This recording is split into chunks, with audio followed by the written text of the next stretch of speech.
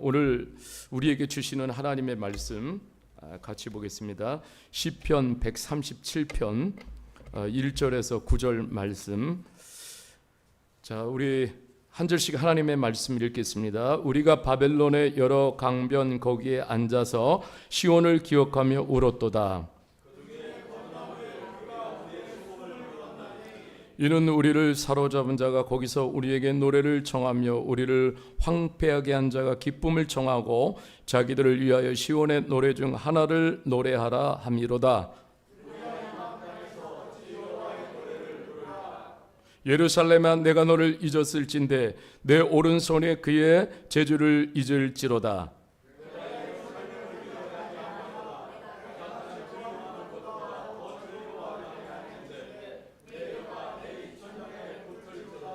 여호와여, 예루살렘이 멸망하던 날을 기억하시고 에돔 자손을 치소서. 그들의 말이 헐어버리라 헐어버리라 그 기초까지 헐어버리라 하였나이다.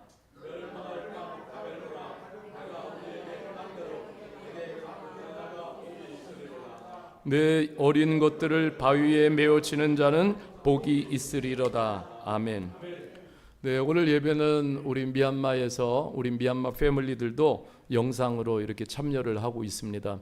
하나님께서 우리 말씀의 산책을 통해서 정말 부어주실 그 은혜와 또 그 능력을 기대하고 소망합니다. 제일 먼저는 제 자신이 정말 기대하고 사모하면서 하나님께 기도를 드렸습니다. 오늘 울분을 토하고 소망을 품다, 이런 제목으로 우리 금은선 목사님 나오셔서 말씀을 전해주시는데, 우리 금은선 목사님은 서울 삼일교회에서 미얀마 선교부를 이렇게 담당하고 계신데 10년 동안 정말 미얀마를 사랑하시면서 미얀마를 오고 가면서 이번 8월 6일에도 치앙라이의 아칸족이라고 그랬나요? 네, 거기 미얀마 그 족속을 또 이렇게 품으로 또 이렇게 선교를 가시고 하는데, 저희와 정말 오랫동안 이렇게 함께 동역하면서 미얀마를 함께 이렇게 품고 섬기는 또 귀한 목사님이십니다. 오늘 목사님 나오셔서 말씀을 전해 주실 때 큰 은혜가 임할 줄 믿습니다. 우리 목사님 나오실 때 박수로 환영하겠습니다.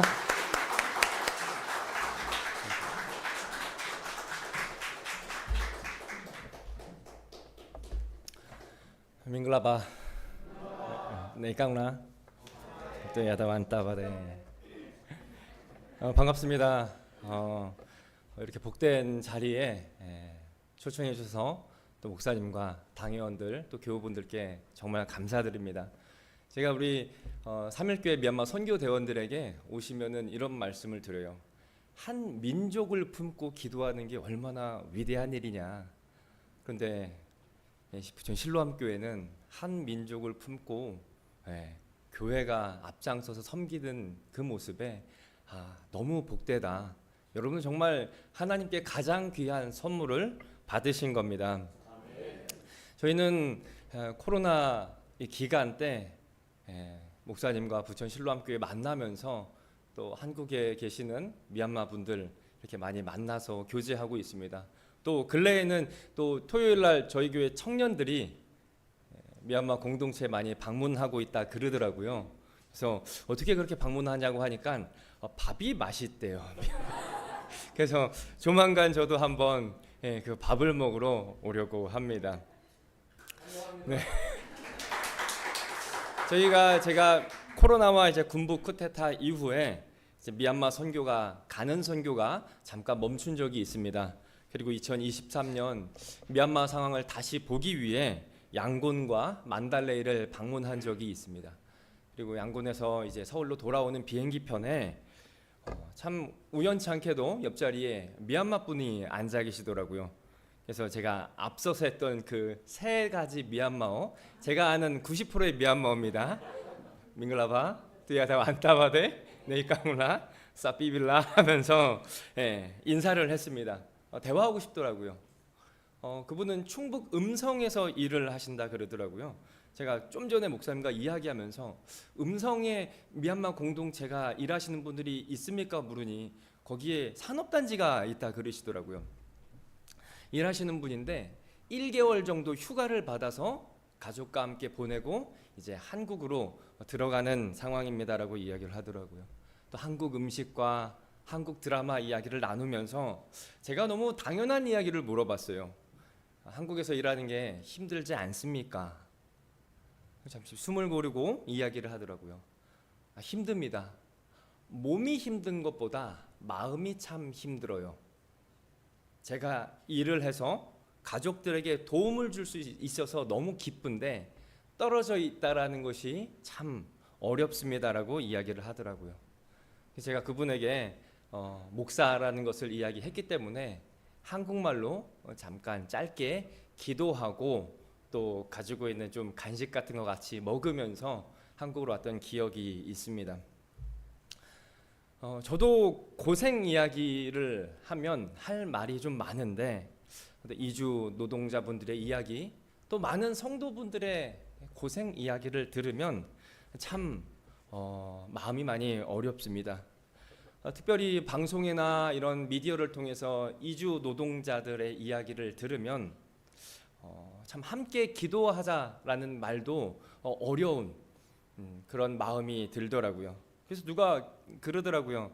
목사님, 기도도 힘이 남아 있으니 하는 겁니다. 이렇게 얘기를 하더라고요. 여러분, 오늘 우리가 읽은 시편 137편은 노래입니다. 그리고 기도라고도 합니다. 근데 시편 137편을 우리가 조금 전에 읽었는데 읽으시면서 좀 어색하셨을 거예요. 이런 내용이 성경에 기록이 돼도 되나? 이렇게 기도해도 되는 건가? 정말 이렇게 노래해도 되는 건가? 라고 생각할 수가 있습니다. 그래서 이 시편의 이 말씀은 기도보다는 하나님께 항의하는 것 같은 또 저주와 분노를 쏟는 것 같은 모습으로 보입니다. 마지막 절을 제가 히브리어를 조금 살려서 한번 번역을 하면 이렇게 더 의미가 있습니다. 복이 있을 것이야. 너의 아들들을 잡아다가 바위 위에 내동댕이 치는 사람들은. 조금 더 생생하게 이야기하면요, 바벨론 사람들의 아이들을 잡아다가 바위 위에서 몰살시키는 자는 복이 있을 거야. 그래서 어떤 사람들은, 많은 학자들은 이런 불편한 표현 때문에 이 시편을 기독교 예배에서 사용할 수 없다라고도 이야기를 합니다. 예배 때 이렇게 잔인한 표현을 할 수 없다라는 거죠. 여러분, 이런 기도를 하나님께 해보신 적이 있으세요?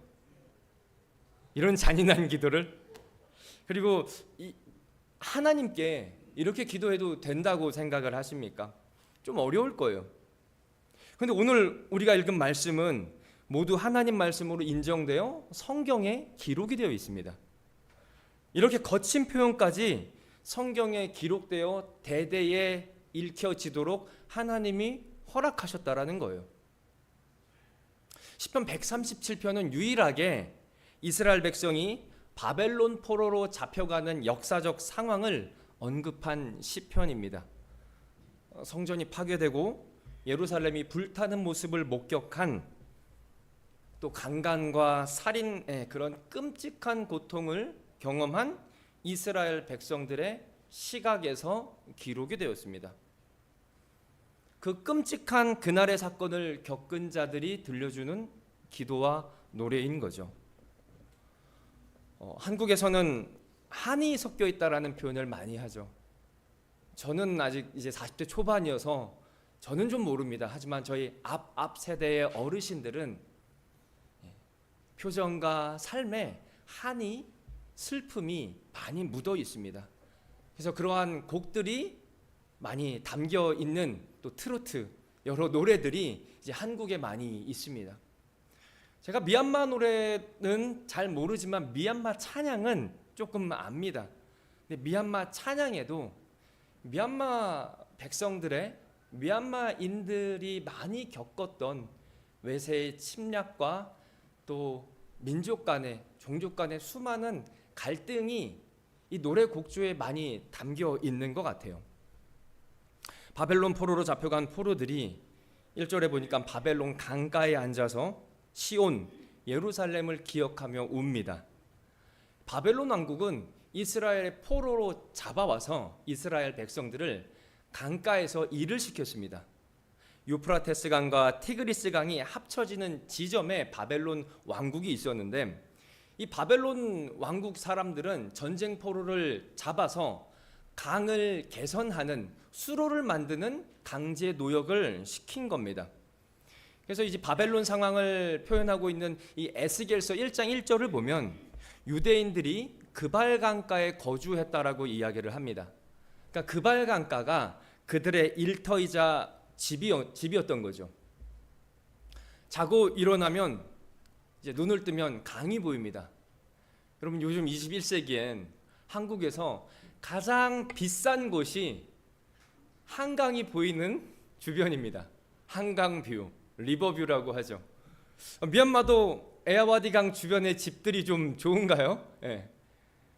그런데 이 시대에는 강이 보이는 곳이 좀 낭만이었을까요? 아니요.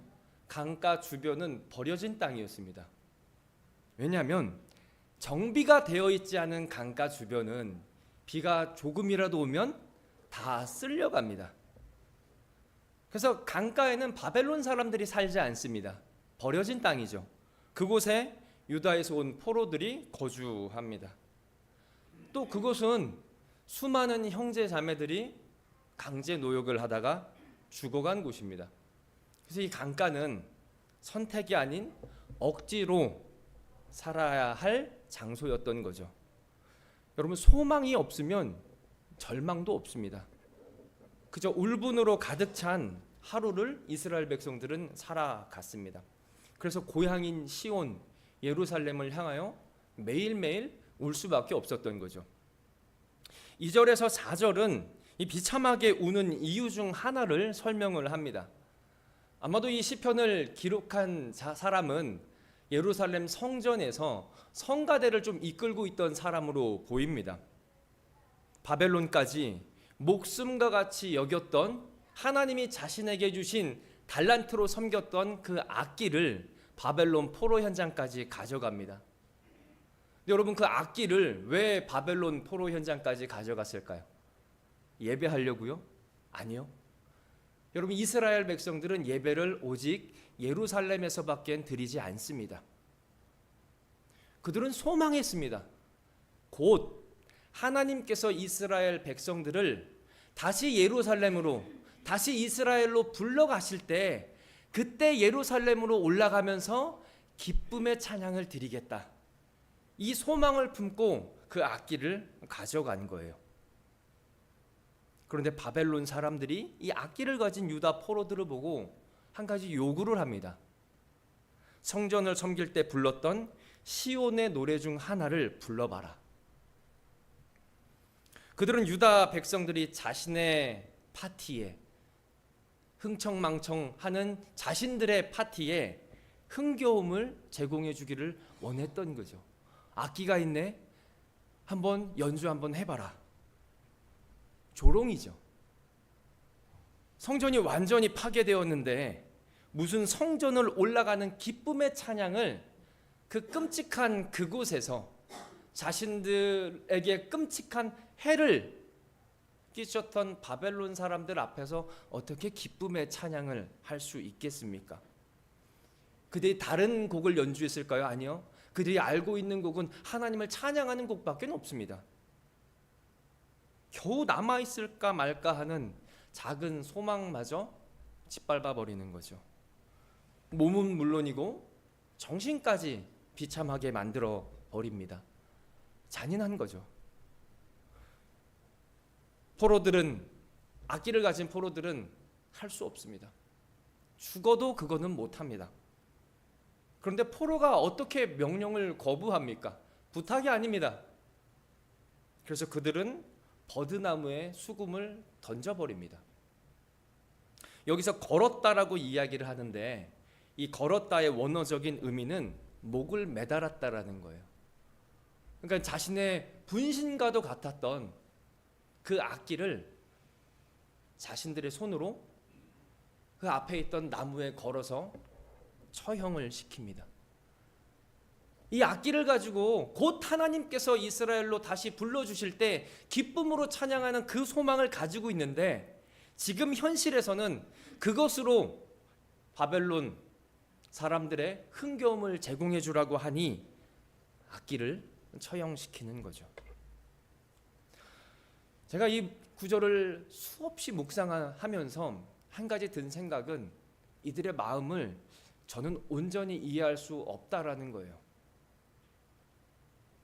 그저 살아갈 이유가 하나도 없는 상황으로만 여겨져요. 우리가 고통은 좀 상대적이라고 하잖아요. 남의 암보다 나의 독감이 더 아프다라는 표현도 하잖아요. 그런데 이 정도의 고통은 좀 절대적인 것 같아요. 근데 저자는 5절과 6절에서 이 수금을 자신의 손으로 버리는 것이, 이 악기를 자신의 손으로 처형시키는 것이 예루살렘을 잊은 것이 결코 아니라고 절절히 이야기를 합니다. 제가 읽어드리겠습니다. 내가 그대를 잊는다면 예루살렘아, 내 오른손이 말라버릴 것이야. 내 혀가 입천장에 붙어버릴 것이야. 내가 그대를 기억하지 않는다면 예루살렘을 내 의뜸으로 기쁨 이상으로 삼지 않는다면야. 그러니까 자신의 손으로 악기를 찬양하는 그 악기를 버리는 것이 결코 자의가 아니라는 것을 구구절절하게 하나님께 이야기를 하고 있는 겁니다. 고국이 아닌 타국에서 저도 좀 살아본 적이 있는데요. 타국에서 살아간다라는 것은 많은 희생을 좀 치러야 됩니다. 이곳에 계신 많은 미얀마 성도님들도 기꺼이 원해서 좋아서라기보다는 아마 어쩔 수 없는 상황에 몰려서 이 타국으로 일하러 공부하러 오신 분들이 많을 겁니다. 아니, 전부일 거예요. 누가 사랑하는 가족과 친척, 친구들을 떠나서 혈혈단신으로 오고 싶겠습니까? 그런데 누군가는 일을 해서 또 경제생활을 영위해서 가족들을 먹여 살려야 되잖아요. 또 우리 부모님 세대가 다 또 그랬잖아요. 미얀마도 오고 가고 싶지만 그러지 못한 상황이 많잖아요. 그래서 어떤 사람들은 이 모든 것이 개인의 선택이다라고 너무 쉽게 말해요. 당신이 선택한 건 아닙니까? 그런 삶을. 근데 여러분, 우리가 살아가다 보면 그 상황이 선택마저 가로막고 있는 경우가 참 많습니다. 그래서 저도 젊었을 때는 이런 단어를 잘 안 썼어요. 어쩔 수 없었다. 좀 핑계이고 변명인 것 같았는데 점차 목회를 하면서 수많은 성도들을 만나보면서 어쩔 수 없었다라는 말이 더 간절한 기도처럼 들려요. 누가 안 하는 게 아니잖아요. 못 하는 거잖아요. 그러니 우리도, 이스라엘 백성들도, 이 바벨론 포로에 잡혀간 성도들도 속만 썩어가는 거죠. 이 말이 저는 시편 137편의 수금을 버린 마음과 겹쳐집니다. 찬양을 그만둔 게 예루살렘을, 또 예배를, 하나님을 잊어서가 결코 아니라 하나님의 이름이 수치를 당하는 게 너무 고통스러워서 인정할 수, 찬양할 수 없다라는 거죠. 그들 앞에서 그 악기로 연주할 수 없다라는 거죠. 그런데 이 한탄은 곧 분노로 바뀝니다. 먼저 이스라엘 형제 족속인 에서의 후손 에돔 사람들의 만행을 잊지 말아달라고 하나님께 기도합니다. 이렇게 기도합니다. 하나님, 기억해 주세요. 에돔 사람들을. 이들은 예루살렘이 망할 때 우리를 보며 조롱하며 말했습니다. 발가 벗겨라, 예루살렘의 기초가 드러날 때까지. 이 에돔 사람은 성경을 쭉 따라 올라가면 유다 백성과 형제 민족입니다. 하지만 이들은 오히려 바벨론 군대의 앞잡이가 되어 예루살렘 멸망에 결정적인 기여를 했습니다. 스파이 행동을 한 거죠. 약탈에도 가담했습니다. 그래서 오바댜서를 보면 1장 11절에 이렇게 이야기를 해요. 오바댜서는 에돔 사람의 심판에 대해서 기록된 성경이거든요.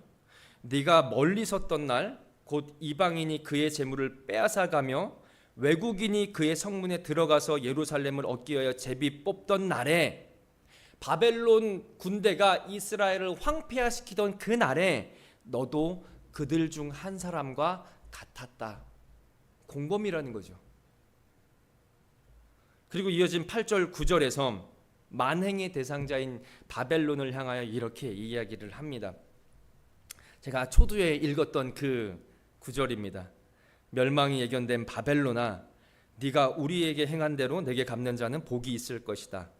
네 어린 자식들을 바위에서 몰살시키는 자는 복이 있으리다. 눈앞에서 성전이 무너져요. 눈앞에서 가족들이 끔찍한 죽임을 당하고, 또 여성들은 끔찍한 행동을 눈앞에서 당하고 죽여집니다. 능욕을 당합니다. 성도 여러분, 혹시 수천 년 전에는 이런 성적 학대가 좀 괜찮을 거라고 좀 생각을 하시나요? 그럼 창세기 34장에 보면 야곱의 딸 디나가 세겜에게 강간을 당합니다. 그러자 디나의 오빠 시므온과 레위가 피해 복수를 해요. 모든 남자들을 죽여버립니다. 여러분, 고통은, 슬픔의 강도는 2000년 전이나 3000년 전이나 지금이나 동일합니다. 가족 중에 한 사람을 잃어버리는 그 슬픔은 3000년 전이나 지금이나 동일하다고요. 끔찍한 겁니다. 그런데 지금 내 눈앞에 내 가족을 그렇게 만든 자들이 수금을 연주하라고 하고, 눈앞에서 그들의 자녀들에게는 맛있는 음식을 주고 놀아주고 웃고 있는데 그들 앞에서 연주를 하라고 하는 거예요. 그래서 하나님께서는 이스라엘 백성들에게 울분을 허락하십니다. 제가 설교 초두에 좀 물었죠. 여러분, 이렇게 기도해도 되는 겁니까? 우리가 좀 원수가 있잖아요. 싫은 사람들. 그런데 너무 싫어도 여러분, 하나님, 이 사람 온몸이 막 찢어지고 막 이렇게 우리가 극단적으로 기도 우리 못합니다. 예. 성도들 너무 착해서 그런 기도 못해요, 잘. 여러분, 근데 이렇게 기도해도 되는 거예요? 그리고 이걸 기도라고 할 수 있을까요?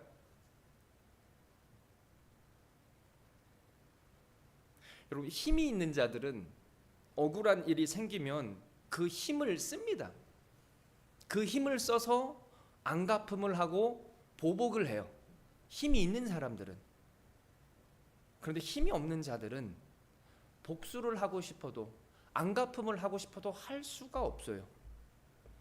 그래서 힘없는 자들이 할 수 있는 것은 뭐냐면 울분을 토하며 저주할 수밖에 없는 거예요. 여러분, 울분은 무력하면서 나오는 기도입니다. 기도는 중립적이지 않습니다. 아니, 중립적일 수가 없어요. 극한의 고통을 당한 이스라엘 백성들의 심정을 토하는 기도를 지금 우리가 이 의자에 앉아서 쉽게 판단할 수 없다고요. 그리고 우리가 한 가지 잊으면 안 되는 게, 이 이스라엘 백성들의 이 울분을 토하는 기도를 하나님이 다 들으셨다라는 겁니다. 그래서 저는 이 기도가 잔인하지만 성경에 담겨져 있다라는 게 감사합니다. 왜냐하면 하나님은 우리의 어떤 감정도 다 들으시고 받으시는 하나님이라는 겁니다. 말할 수 없는 고통 앞에서 고상한 기도 못 나옵니다. 제가 제일 가기 싫어하는 신방이 어디냐면 어린이 병동 신방이에요. 서울대병원과 세브란스에 가면 어린이 병동이 있어요. 정말 거기 가고 싶지 않아요. 물론 제가 신방하는 어린이들은 크게 아프지 않아요. 그냥 한 4, 5일 정도 입원한 아이들이었습니다. 그런데 거기 가면은 의사의 바짓가랑이를 붙잡고 울분을 토하는 부모를 항상 봅니다. 참 힘들어요. 뭐 말을 할 수가 없습니다. 그 울음 속에는 고상한 부탁을 못 해요. 의사에게.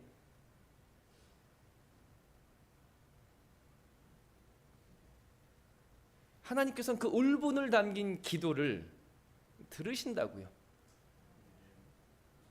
근데 우리가 읽은 시편 137편은 9절에서 끝나지만 포로들의 이야기를 담은 성경은 여기서 멈추지 않아요. 여러분 성경을 좀 읽으면요, 하나님께서 정말 이 바벨론 제국을 처절하게 심판하십니다. 이들의 죄 때문에 하나님께서는 바벨론 왕국을 철저하게 심판하십니다. 그러면 이들의 이 기도가 응답이 됐고 이들의 역사가 끝나야 되잖아요. 그런데 성경은 멈추지 않아요. 성경은 하나님께서는 이 이야기를 들으시면서 그들이 외쳤던 피해 복수를 넘어선 무언가를 계속 이야기를 합니다. 포로로 잡혀간 이스라엘 백성들의 후손들을 통해서 성경은 계속 예언서로 이어지거든요. 이사야서 49장 6절에 이렇게 이사야는 이야기를 합니다. 제가 천천히 읽어드리겠습니다. 이사야서 49장 6절입니다. 그가 이르시되 내가 나의 종이 되어 야곱의 지파들을 일으키며 이스라엘 중에 보존된 자를 돌아오게 할 것은 매우 쉬운 일이라. 내가 또 너를 이방의 빛으로 삼아 나의 구원을 베풀어 땅끝까지 이르게 하리라. 하나님은 의로우셔서 죄악을 심판하셔야 돼요. 그러나 하나님은 눈에는 눈, 이는 이로 갚는 게 정의다라고 다 말씀하시진 않습니다.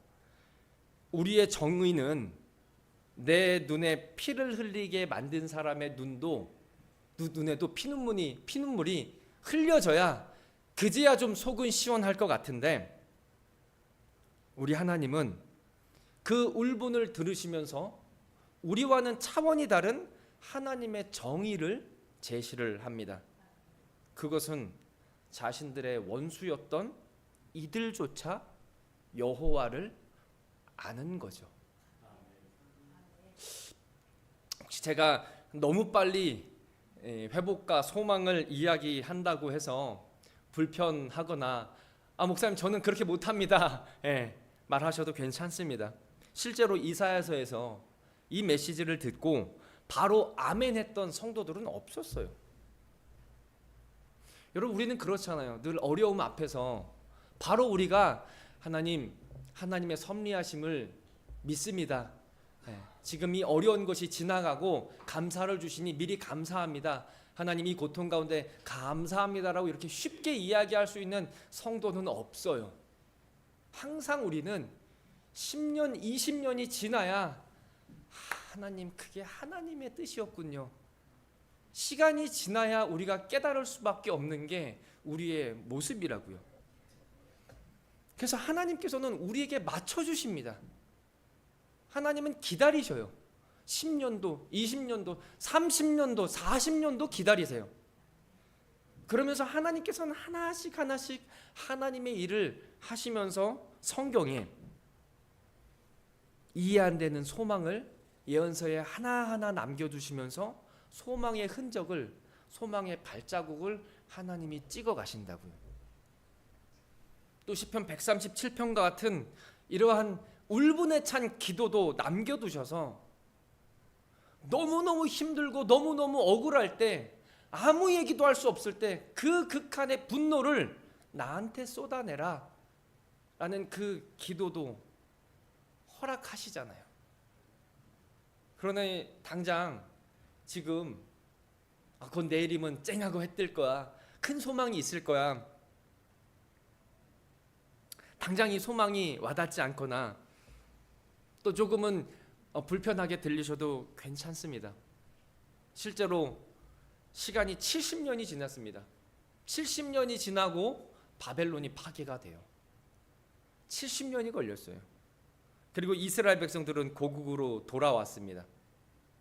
눈에는 눈, 이에는 이 방법이 정의의 전부라고 말하면 여기서 성경은 끝나야 되는데 멈추지 않아요. 하나님의 정의는 우리와 차원이 다르기 때문입니다. 하나님은 울분의 기도를 그대로 들으시면서 하나님의 일을 계속 하시는 거죠. 지금까지요. 그래, 내가 너 대신 복수해 줄게 라고 하나님은 끝나지 않습니다. 하나님은 우리가 생각하는 복수의 방식보다 더 깊은 방식으로 우리의 고통을 끌어안기 위해 하나님이 인간의 모습으로 이 땅에 오셨다고요. 이 모든 고통과 우리의 모든 울분을 하나님이 아시려고 이 땅에 오셔서 우리의 죄를 다 짊어지시고 십자가에 달리십니다. 기도를 들으시는 분만이 아니라 하나님은 우리의 모든 아픔을 직접 경험하시려고 이 땅에 오셨다고요. 그래서 구약의 예언자들의 흔적을 보면은 어떤 이벤트를 이야기하지 않고 어떤 한 사람에 대해서 계속 이야기를 해요. 그 사람이 누구죠? 예수 그리스도죠. 그리고 그분께서 이 땅에 오셔서 십자가에서 우리의 죄 때문에 죽으셔서 진정한 하나님의 공의, 정의를 이루십니다. 그래서 바울 사도는 로마서에서 이렇게 얘기해요. 예수님은 우리가 범죄한 것 때문에 내어줌이 되었고 우리를 의롭다 하시기 위하여 살아나셨습니다. 이게 하나님의 진정한 정의였어요. 저도 그래요. 나를 힘들게 하는 그 문제가 해결이 돼야 그 다음 스텝이 있을 것 같아요. 이 문제가 해결이 돼야 그 다음에 소망을 품을 것 같아요. 우린 항상 조바심이 있어요. 근데 성경은 그렇게 이야기는 하진 않아요. 힘듦과 억울함을 품은 채 예수 그리스도를 바라보라고 이야기를 합니다. 내가 너무 이렇게 힘든데 어떻게 신앙생활을 할 수 있습니까? 아니요, 그렇게 신앙생활을 하는 겁니다. 우리 하루하루 일상이 얼마나 힘듭니까? 그렇게 신앙생활을 하는 거예요. 그래야 십자가에서 소망이 보이거든요. 성도의 삶은 고통과 소망은 항상 함께 갑니다. 항상 함께 가요. 이것은 자기 깨달음이 아니라 함께 갈 때 그리스도의 은혜가 내 생각과 내 감정을 바꿔가시는 겁니다. 그래서 우리의 울분과 억울함과 분노와 힘듦은 십자가를 통해야만 진정한 새로운 소망이 생깁니다. 사랑하는 실로암교회 성도 여러분, 우리 사랑하는 미얀마 형제 자매 여러분, 우리의 기도는 울분의 기도일 수 있습니다.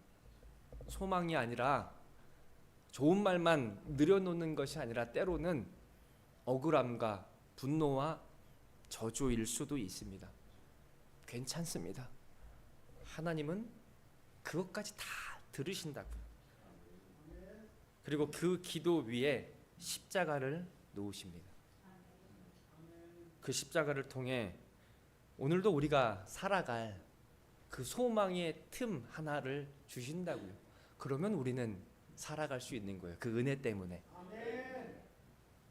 내일을 살아갈 은혜도 거기서 시작됩니다.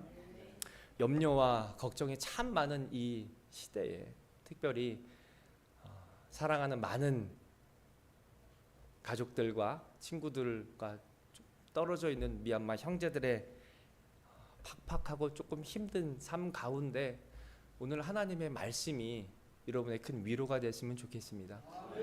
그런 마음을 하나님 다 들으시고 또 십자가를 통해서 또 하루를 살아갈 소망을 우리에게 주실 겁니다. 제가 미얀마 찬양을 하나 가지고 왔는데요.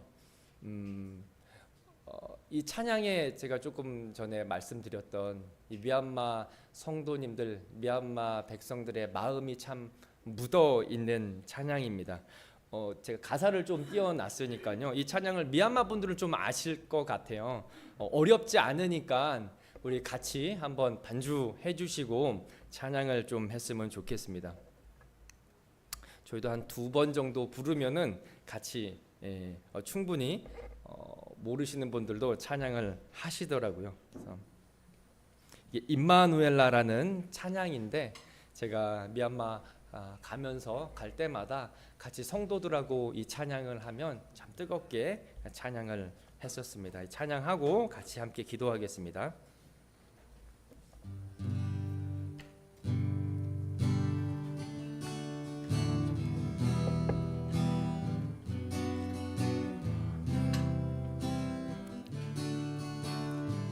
고로마 빠인레 고로마 빠인레 벨로 사퓨야 말레 딜러까지 테마 벨로야 디 나이 말레 야야 말레 꼬로뚜시케 있네 디바와 벨레지 테마 존노 우디 메이네 오 예수신 존노니네 두시더 임마누엘라 존노예 바와 고로мя타 고로네 뚜심메 시친두 고로페이데 아텐네 텐신두 존노야 체인다인 너티네 지슈두 이마누엘 우리 한 번 더 찬양합시다. 고로마 빠인레 고로마 빠인레 벨로 사퓨야 말레 딜러까지 테마 벨로 야티 나이 말레 야야 말레 고로뚜시케 인레 디바와 벨레지 테마 존노 우디 메이네 오 예수신 진노님의 뜻이던 임마누엘라 존노예 바와 고로мя타 고로네 뚜심메 시진두 고로페이데 아텐네 대신두 존노야 체인다이 너티네 지슈드 이마누엘 존노예 바와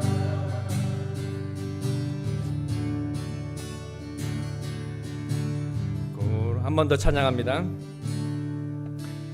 고로마 빠인레 벨로 사퓨야 말레 딜러까지 테마 벨로야 디 나이 말레 야야 말레 꼬로뚜시케 일레 디바와 벨레지 테마 존노 우디야 메이데네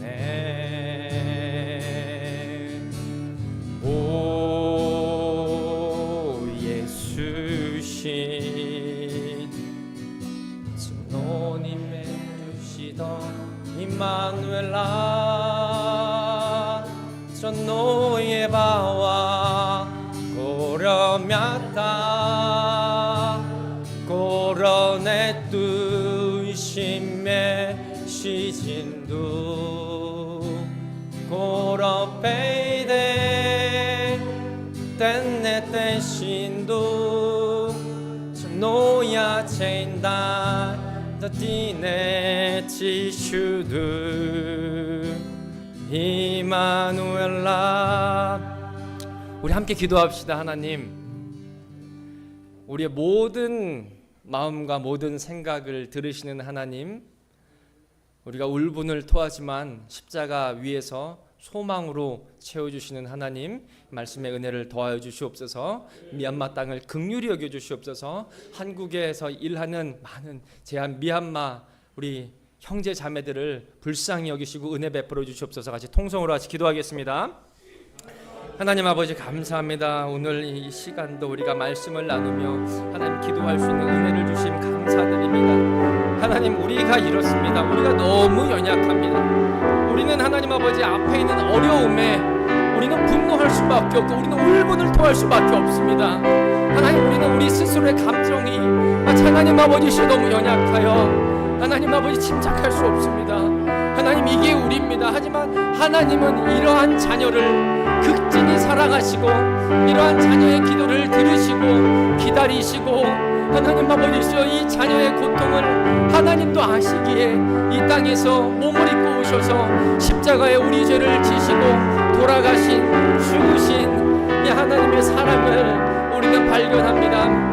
하나님 아버지시여, 지금 이 순간도 하나님 아버지시여 울분을 토하는 어려움을 토하는 하나님 아버지시여 하나님 도와달라는 그 울분에 찬 음성을 들으시고 우리를 긍휼히 여기시고 불쌍히 여겨주시옵소서.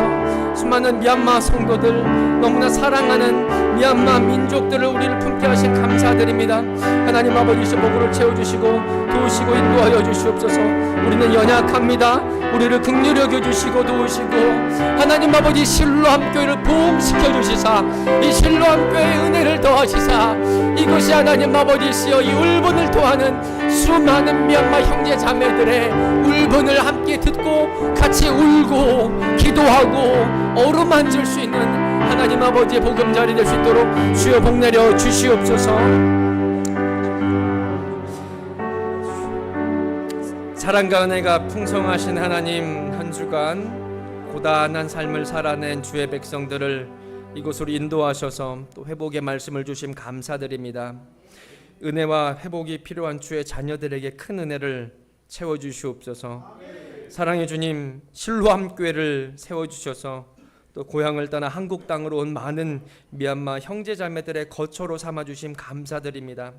이 축복의 통로를 통해 눈물이 기쁨으로 변하고 삶의 의미가 예수의 복음으로 변하게 하옵소서. 미얀마를 사랑하시는 하나님, 지금은 앞이 깊은 안개가 드리운 것 같아 보입니다. 하지만 그 속에서 하나님은 부지런히 일하시며 놀라운 하나님 나라를 세워가시고 또 일꾼들을 준비하실 줄 믿습니다. 하나님의 일하심에 순종하며 따르는 우리가 되게 하옵소서. 하지만 많이 힘듭니다. 고통받는 성도들의 울부짖는 기도를 들으시고 눈에서 눈물을 닦으시고 미얀마로 회복시켜 주시옵소서. 지진 피해로 고통받는 서가인 만달레이 백성들을 살피시고 하루빨리 일상으로 돌아갈 수 있는 은혜를 더하여 주시옵소서. 이 모든 기도 이 시간 열방에서 예배 받으시기 합당하신 예수님의 이름으로 기도드립니다.